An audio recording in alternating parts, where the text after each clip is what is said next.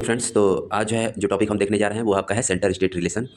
इसमें हम देखेंगे कि क्या क्या प्रोविजन है हमारे कॉन्स्टिट्यूशन में इससे रिलेटेड। इसके अलावा कुछ इंपॉर्टेंट आर्टिकल हैं वो जो हम देखेंगे आज। ये वीडियो जो है काफ़ी इंपॉर्टेंट होने वाला है आगे आने वाले एग्जाम के लिए। जैसे आर हो गया, यूपीपीसीएस हो गया और लोअर पीसीएस भी हो गया, बीपीएससी के लिए भी। तो आप ये बात ध्यान रखेंगे। वीडियो अगर अच्छा लगे तो लाइक करिए, सब्सक्राइब करिए और शेयर करिए ज़्यादा से ज़्यादा। तो चलिए हम स्टार्ट करते हैं। तो जैसा कि हमारे कॉन्स्टिट्यूशन के पार्ट 11 में जो है सेंटर और स्टेट से रिलेशन, सेंटर स्टेट जो है रिलेशन दिया गया है, उसमें 3 टाइप्स के आपके रिलेशन दिए गए हैं। 3 टाइप के रिलेशन दिए गए हैं। सबसे पहला जो रिलेशन दिया गया है वो है लेजिस्लेटिव, फिर एडमिनिस्ट्रेटिव और तीसरा जो है फाइनेंशियल रिलेशन दिए गए हैं। ठीक है, तो सबसे पहले हम देखते हैं कि आपका लेजिस्लेटिव रिलेशन जो है वो कहाँ तक दिए गए हैं। तो आर्टिकल 245 से 255 तक पार्ट 11 में जो है आपका ये दिया गया है लेजिस्लेटिव रिलेशन के बारे में। और यहाँ पे हम देख सकते हैं कि 7th शेड्यूल हमारा ये लिस्ट से रिगार्डिंग है, जिसमें कि 3 लिस्ट की दिए गए हैं। जिसमें कि पहला लिस्ट है आपका यूनियन लिस्ट क्या होता है, तो इस लिस्ट में ऐसे सब्जेक्ट दिए गए हैं जिसमें आपका केवल सेंटर ही रूल बना सकता है। और स्टेट लिस्ट है, तो स्टेट लिस्ट जो है वो सेकंड लिस्ट है आपका, जिसमें कि स्टेट लेजिस्लेचर को ही पावर है कि उस सब्जेक्ट पे जो है लॉ बना सकता है। और कॉन्करेंट लिस्ट जिसमें कि दोनों को पावर है कि वो जो है लॉ रूल बना सकते हैं इस सब्जेक्ट पे। तो टोटल अगर लिस्ट की बात करें तो 100 सब्जेक्ट जो है वो ओरिजिनली जो है 97 सब्जेक्ट थे, अब जो है 100 सब्जेक्ट हैं। और दूसरा देखा जाए तो 61 सब्जेक्ट जो है अब हैं, 66 सब्जेक्ट जो है ओरिजिनल थे आपके स्टेट लिस्ट में। वहीं कॉन्करेंट की अगर हम बात करें तो आपके ओरिजिनली जो है 47 थे, अब जो है 52 है। तो ये कॉन्करेंट लिस्ट में जो जो सब्जेक्ट ऐड हुए हैं by the 42nd constitutional amendment act 1976 के तहत, तो ये आप देख सकते हैं कि एजुकेशन है, फॉरेस्ट है, weight and measure and protection of wild animal and bird and administration of justice. तो ये आप बात ध्यान रखेंगे, ये पूछा जाता है कि 42nd कॉन्स्टिट्यूशनल अमेंडमेंट के तहत कौन कौन से सब्जेक्ट जो है कॉन्करेंट लिस्ट में लिए गए थे। ठीक है, तो अगर हम बात करें अब कि जो है आपका जैसे रेसिड्यूरी, कुछ सब्जेक्ट ऐसे हैं जो कि तीनों लिस्ट से बाहर हैं। जैसे आपका जैसे यूनियन लिस्ट हो गया, स्टेट लिस्ट हो गया, कॉन्करेंट लिस्ट हो गया। तो इसमें से अगर जो सब्जेक्ट जो है इससे बाहर हैं तो उन पे किसको अधिकार है लॉ बनाने का, यानी कि रेसिड्यूरी सब्जेक्ट। तो रेसिड्यूरी सब्जेक्ट पे आप ध्यान रखेंगे कि पार्लियामेंट को ही पावर है कि वो जो है रेसिड्यूरी सब्जेक्ट पे लॉ बना सकता है। ठीक है, फिर अगर हम देखें कि कौन कौन से आपका पार्लियामेंट लेजिस्लेचर है, तो यहाँ से अगर हम देख सकते हैं, 1 मिनट।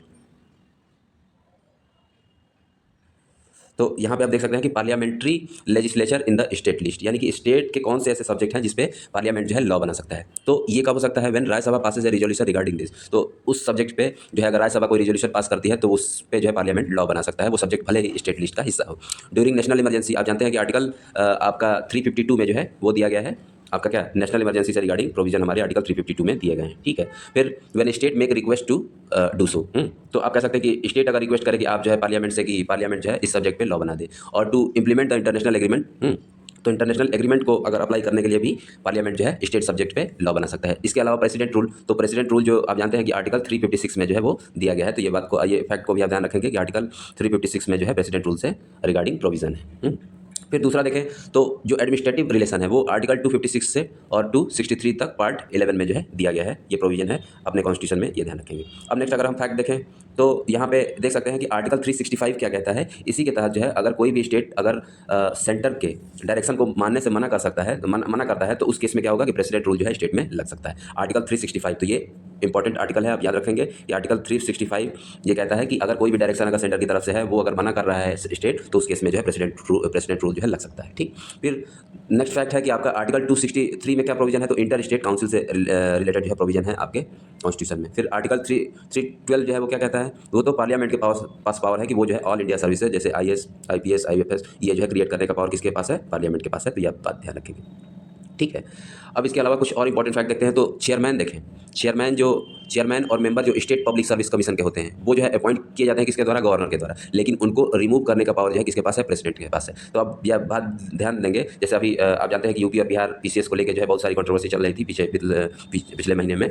तो आप ये क्वेश्चन इंपॉर्टेंट हो सकता है आने वाले दिनों में कि स्टेट PCS यानी कि स्टेट पब्लिक सर्विस कमीशन के चेयरमैन को जो है हटाने का पावर किसके पास है और उनको अपॉइंट कर क्या कौन कर सकता है, ये इससे रिगार्डिंग क्वेश्चन बन सकता है। तो आप इस बात को ध्यान रखेंगे। फिर अगर हम कहें कि जॉइंट सर्विस पब्लिक कमीशन, यानी कि जॉइंट सर्विस पब्लिक कमीशन दो से ज़्यादा स्टेट के लिए, तो उसको भी चेयरमैन को और मेंबर को जो अपॉइंट करते हैं कौन करते हैं, प्रेसिडेंट ऑफ इंडिया करते हैं। इसके अलावा प्रेसिडेंट की अगर बात करें तो स्टेट इलेक्शन कमीशन को भी अपॉइंट करते हैं कौन, गवर्नर, लेकिन ये जो है रिमूव होते हैं किसके द्वारा, प्रेसिडेंट के द्वारा। तो ये भी आर्टिकल आप और फैक्ट आप ध्यान रखेंगे। इसके अलावा अगर हम बात करें तो आर्टिकल 268 से 293 तक पार्ट 12 में ये बात ध्यान रखेंगे, पार्ट 12 में जो है वो सेंटर स्टेट का फाइनेंशियल रिलेशन है। अभी हम देखे थे कि लेजिस्लेटिव रिलेशन और आपका लेजिस्लेटिव रिलेशन और आपका एडमिनिस्ट्रेटिव रिलेशन वो जो है पार्ट 11 में था, आर्टिकल हम देखे थे, और फाइनेंशियल रिलेशन जो है पार्ट 12 में है। तो ये फैक्ट आप ध्यान रखेंगे। अब अगर हम पहला आर्टिकल देखें तो आर्टिकल 268A क्या कहता है कि service taxes levied bye the centre and collected and appropriated bye the centre and state both.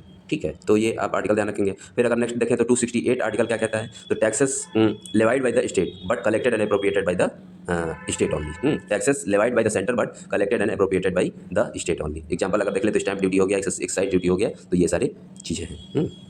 फिर नेक्स्ट कुछ इंपॉर्टेंट आर्टिकल अगर हम देख लें तो उसमें आप देख सकते हैं कि आर्टिकल 269 क्या कहता है कि taxes levied and collected by the centre but assigned to the state, जैसे tax on the sale and purchase of goods other than newspaper, ये किस में आता है आपका आर्टिकल 269 में आता है, तो ध्यान रखेंगे आप। फिर नेक्स्ट आर्टिकल अगर देखें तो 270 है, तो taxes levied and collected by the centre but distributed between the centre and state. तो जैसे सेस होता है, सरचार्ज होता है टैक्स पे, तो वो जो है इसके अंडर आता है आर्टिकल अकॉर्डिंग टू 270। फिर 271 में देखें तो 271 में जो surcharge on the certain taxes and duty for the purpose of the centre, यानी कि किसी पर्टिकुलर पर्पस के लिए जो है वो सरचार्ज लगाती है। तो उस केस में ये किस में आता है, आर्टिकल 271 में आता है। फिर 275 जो है स्टेचुरी ग्रांट से रिलेटेड है, 282 जो है डिस्क्रिशनरी ग्रांट से रिलेटेड है, और 280 आप जानते हैं कि फाइनेंशियल कमीशन से, फाइनेंस कमीशन से रिलेटेड है। और पिछले वीडियो में मैंने बताया था कि फर्स्ट जो है फाइनेंस कमिश्नर कौन थे, आप जो है कमेंट के माध्यम से हमें बताएंगे। और यहाँ से देख सकते हैं कि फाइनेंस कमीशन के बारे में क्या कहा गया, the constitution even sees the finance commission as a balancing wheel of physical federation in India. तो ये स्टेटमेंट है फाइनेंस कमीशन से रिलेटेड। तो आज के लिए इतना ही। आप जो है अपना ख्याल रखिएगा, वीडियो ज़्यादा से ज़्यादा लाइक करिए, सब्सक्राइब करिए और शेयर करिए, ताकि मैं जो है इसी प्लेटफॉर्म के माध्यम से जो है आपको एक ना एक कॉन्सेप्ट डेली बेसिस पे देता रहूँ। तो धन्यवाद आज के